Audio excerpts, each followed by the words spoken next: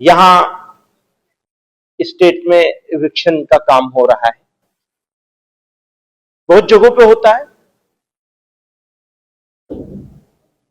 लेकिन यहां के जिस तरह किया जा रहा है, मैं गया था कल बहुत सारे इलाकों में,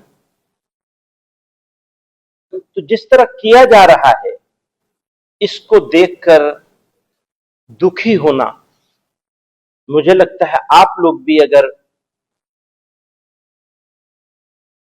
जाएंगे, देखेंगे तरीके को, सिस्टम को, तो आपको भी कष्ट होगा। मुझे बहुत कष्ट हुआ, बहुत दुख हुआ।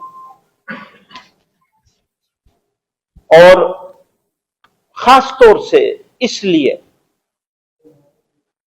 कि कौमें और मुल्क, कंट्री, देश सिस्टम से बनते हैं। कोई भी काम जब सिस्टम के खिलाफ होगा, खासतौर से एक सिस्टम बनाया, गाइडलाइन तय करी है मुल्क की सुप्रीम कोर्ट ने, तो जिस तरह उसको नजरअंदाज करके, उसको रोंद कर कार्रवाई की जा रही है, ये और ज्यादा अफसोसनाक, कष्टदायक और निंदनीय है। इसके जितनी निंदा करी जाए वो कम है। फिर धर्म के आधार पर लोगों को बांटकर सत्ता पाने के लिए, सत्ता बाकी रखने के लिए लोग खास किस्म के नारे देकर, एक विशेष वर्ग बताकर, मियां बताकर, अननोन बताकर, डाउटफुल बताकर, डेरोगेटरी अल्फाज का, वर्ड्स का, शब्दों का प्रयोग करके, यूज करके, तो वो एटीट्यूड सही मानों में एविक्शन की इस बारबरिक तरीके से एक्शन से जितना दुख, उससे ज्यादा दुख उस एटीट्यूड पे है।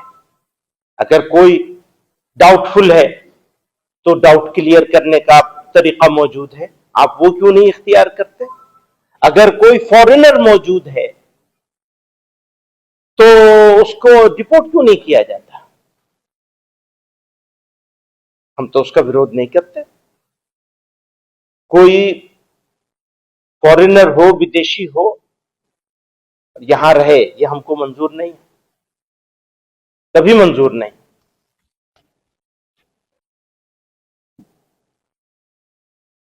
जो लोग इंडियन सिटीजन हैं और किसी वजह से उनका इविक्शन हुआ है और वो वजह रीजनेबल है अगर,